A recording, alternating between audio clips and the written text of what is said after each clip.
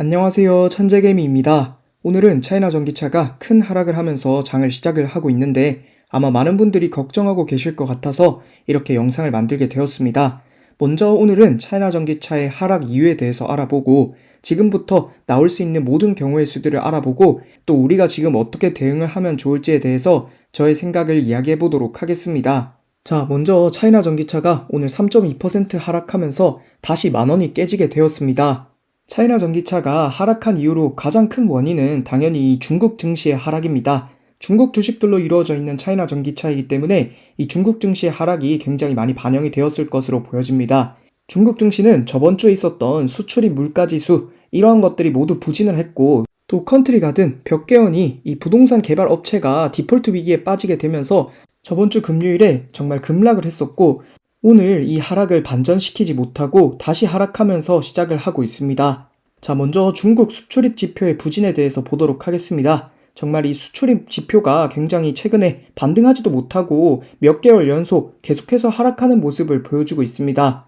자, 그리고 중국의 물가지수도 마찬가지로 최근에 중국이 부양책을 내면서 중국 증시에 약간의 반등, 그리고 중국의 물가지수들도 약간의 반등하는 모습을 보여주곤 있지만 여전히 수치 자체가 마이너스인 것도 있고 분명히 부진한 부분들이 있습니다. 이 코로나가 끝나면 중국의 경제 지표들이 다 상승할 것이라고 생각을 했지만 생각만큼 상승하지 못하고 여전히 부진한 부분들이 많습니다. 이러한 부분들이 중국 증시에 반영이 된 것으로 보여지고 앞서서도 언급을 드렸던 이 벽개원, 컨트리가든이 디폴트 위기에 빠지면서 중국의 경제 성장률, 중국의 이 GDP는 대부분이 이 중국의 부동산에 차지하고 있습니다. 그러한 부동산 업체가 디폴트 위기에 빠졌고 앞으로 연쇄적으로 파산 위기에 놓여 있기 때문에 이 부분은 굉장한 리스크로 작용을 할 것 같습니다. 자, 그리고 오늘 비아디가 무려 5.73%, 6% 가까이 하락을 했습니다. 비아디의 경우에는 동남아 시장의 75%를 차지하고 있다. 자, 그리고 작년에 186만 대를 판매해서 테슬라를 제치고 판매 1위에 올랐다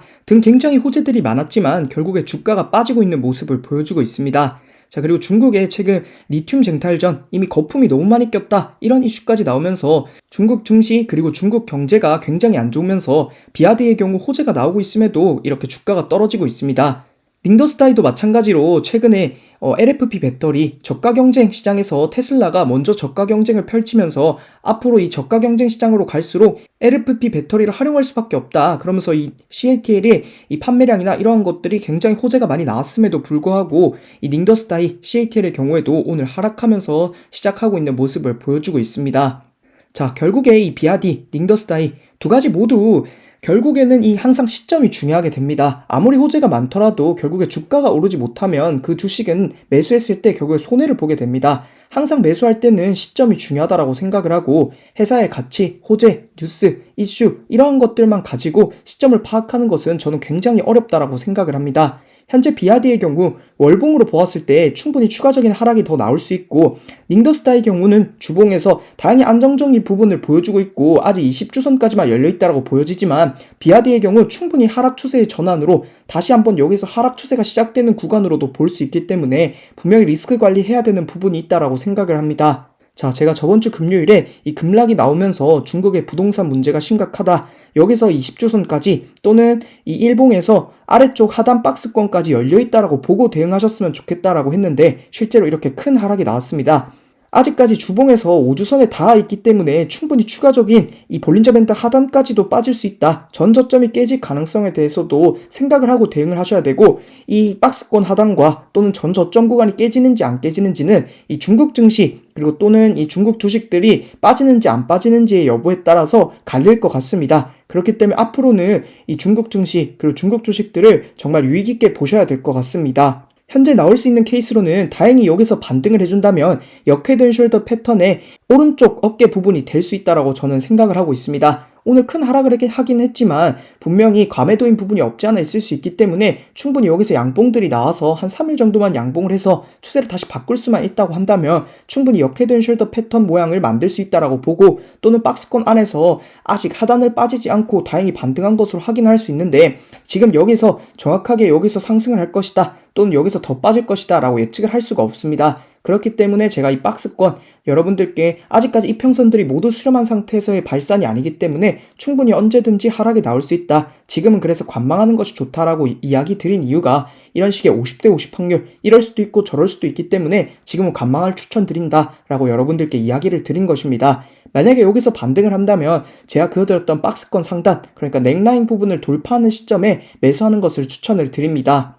자, 그리고 여기서 추가적인 하락이 나올 수 있다. 아직 볼린저 밴드가 주봉에서도 열려있고 충분히 일봉에서도 더 빠질 가능성이 있습니다. 그 이유로는 중국 증시들이 이평선들을 굉장히 잘 수렴하고 나온 음봉이기 때문에 여기서 지지하지 못하고 추가적으로 음봉으로 빠지게 된다면 충분히 더 큰 하락, 중국 증시 그리고 차이나 전기차 모두 여기가 저점이 아니고 다시 한 번 더 최저점을 기록할 수 있는 그런 위기가 있을 수 있습니다. 그렇기 때문에 지금은 정말 리스크 관리를 꼭 해야 되는 구간이라고 생각을 하고 이렇게 두 가지 케이스 모두 살펴보았는데 두 가지 가능성 모두 다 열어두고 대응하시면 좋을 것 같습니다. 자, 결론을 이야기 드리고 오늘 영상을 마치도록 하겠습니다. 아직까지는 박스권 안에서 움직이고 있습니다. 이슈나 여러 가지들로 더 떨어질 것처럼 보이지만 베어 트랩의 가능성도 존재하고 여기서 반등을 한다면 분명히 역헤드 앤 숄더 패턴 모양이 나올 수 있다라는 이야기를 드리고 있습니다. 그렇기 때문에 두 가지 상황, 두 가지 케이스 모두 열어두고 여러분들이 대응하는 것을 추천을 드립니다. 이런 식의 50대 50 확률이 나올 수 있기 때문에 저는 관망을 추천드리고